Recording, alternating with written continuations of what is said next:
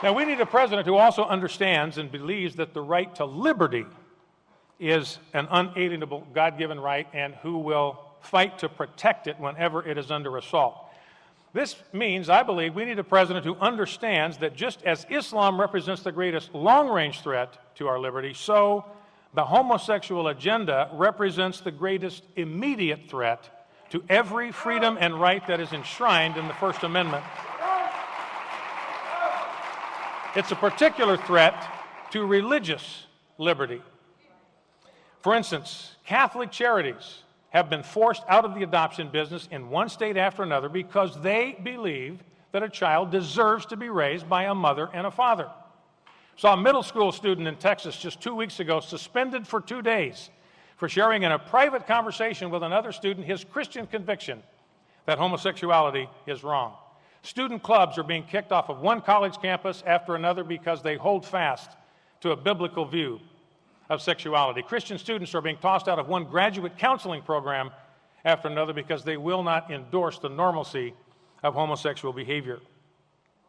We saw a Christian photographer in New Mexico fined $6,700 for politely declining to photograph a lesbian commitment ceremony, even though lesbian relationships have no legal status in the state of New Mexico. We've seen bed and breakfast owners in one state after another hauled into court because they believe that on their own private property, sexual intimacy ought to be reserved for a man and woman in marriage. We're already hearing stories about how faith-driven chaplains, service members, and officers, even generals, are being urged to leave the United States military if they cannot endorse homosexual behavior. So we need a president who understands that every advance of the homosexual agenda comes at the expense of religious liberty. We need a president who understands that we must choose as a nation between homosexuality and liberty because we cannot have both. A president who understands that we must choose between homosexuality and liberty and who will choose liberty every time.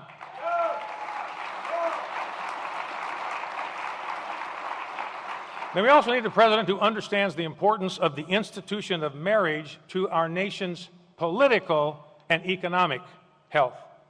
A president who understands that marriage is an institution created, established, ordained, and defined by God as the union of one man and one woman, and what God has defined, man must not redefine. There's a British anthropologist by the name of J.D. Unwin. He studied 80 civilizations in world history. He discovered that every single civilization that practiced and honored monogamy was stable, prosperous, and successful. And yet every single civilization which rejected monogamy soon began to deteriorate, to decline, and wound up on the ash heap of world history. So we need a president who understands that protecting the institution of marriage is not just about morality, it's not just about children, it is about the strength, stability, prosperity, and survival of the United States.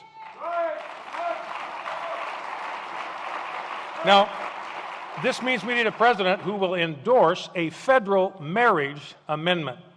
Now, don't fall for the lie that this is somehow inconsistent with states' rights.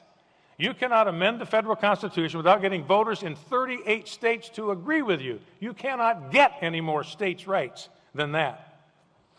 Now, we also need a president who will vigorously defend the Defense of Marriage Act in court, and I believe we need a president who, on his first day in office as Commander-in-Chief, will revoke permission to military chaplains to perform same-sex marriages on military installations.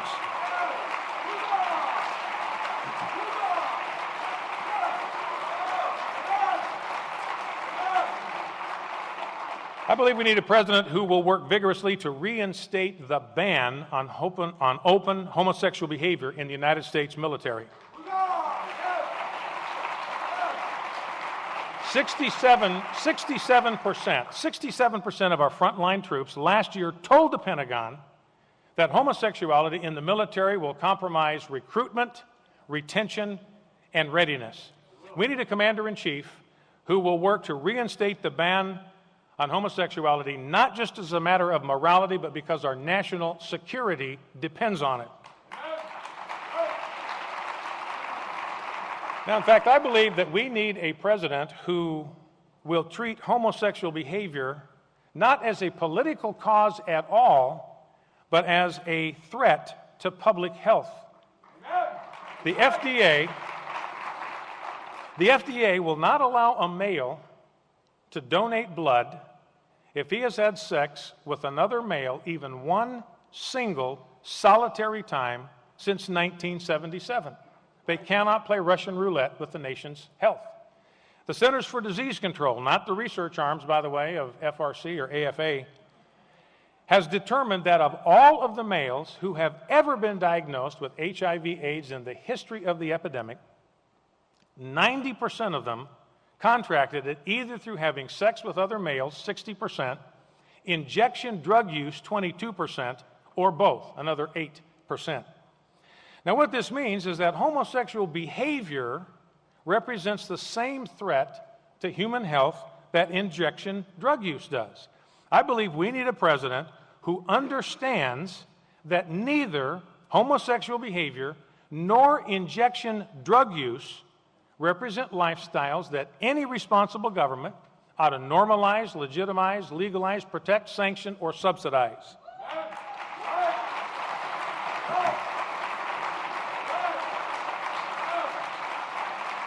Now, fifth, we need a president who believes that the right to private property is as sacred a right as the right to life and liberty. A president who understands that the involuntary redistribution of wealth is profoundly immoral, and it does not make it right when government does it under color of law. When government uses its coercive power to transfer wealth from one citizen to another, that is not compassion, it is not welfare, it is legalized plunder. Now, liberalism is predicated on a violation of 2 of God's 10 commandments. As Walter Williams observed, God said, "Thou shalt not steal." He did not say, "Thou shalt not steal," unless you can get a majority vote in Congress. Liberalism is also a violation of the 10th commandment, which says, "Thou shalt not covet anything that belongs to your neighbor."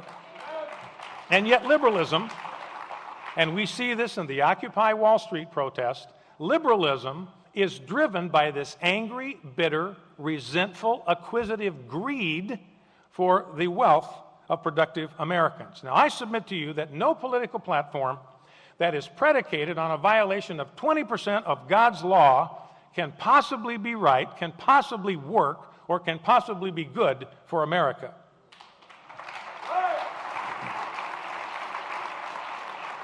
I believe this means we need a president who will work to get the federal government out of the welfare business altogether as soon as humanly possible. James Madison, who was the father of the Constitution, said that I cannot undertake to lay my finger on that article of the Constitution which granted to Congress of expending the money of their constituents on objects of benevolence. So I believe we need a president who understands that the command of Jesus to care for the poor was not addressed to government, it was addressed to us. So we need a president who believes that the responsibility of caring for the poor should be returned to families, neighborhoods, communities, churches, and private charities where it belongs.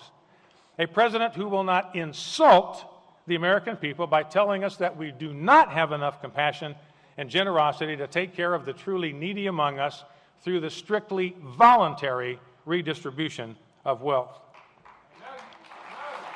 Now, we also need a president who is determined to balance our federal budget. Our current president says government must live within its means. We need a president who says the same thing but actually means it. Now, we do not even need a balanced budget amendment. I suggest to you that all we need is a president with the steel, spine, and nerve to veto the next increase in the debt ceiling. Now, Realize if we had not raised the debt ceiling on August 2nd, we would have had a balanced budget on August 3rd. So we need a president who says to Congress, if you are going to load our great-grandchildren down with an intolerable and immoral load of debt for which they did not vote and to which they did not consent, you are going to have to do it over my veto. Now last, and I want to be sure that we understand, we are not in the pro-family movement anti-government. We are not anti-government because government is God's institution to execute justice and provide for national defense. We are not anti-government. We are anti-big government. We are anti-bloated government. And in particular, we are anti-unconstitutional government. Now, finally, I believe we need a president who understands the importance and the power of public prayer and the public acknowledgement of God. Benjamin Franklin, who was the least religious of the founders, reminded the Constitutional Convention, if a sparrow cannot fall to the ground without his notice, is it probable that an empire can rise, and I would add, be sustained without his aid? He reminded the founders, unless the Lord build a house, they labor in vain that build it. We need a president who agrees with the wisdom of Benjamin Franklin. Now, this means, at a minimum, we need a president who will participate personally in the National Day of Prayer, who is unafraid to pray before the American people, and who will not omit the Creator when he recites the Declaration of Independence.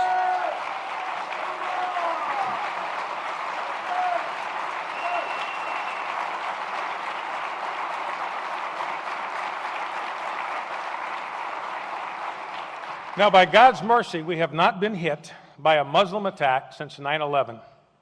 I suggest in part we have Major League Baseball to thank. You remember that immediately after 9/11, Major League Baseball converted the seventh inning stretch from the singing of Take Me Out to the Ball Game to the singing of God Bless America. Now, God Bless America is not just a song, it is a prayer. When we sing that, we are inviting God to bless America, to stand beside her, and to guide her through the night with a light from above. So for one brief shining moment every night, Major League Baseball has converted our stadiums into cathedrals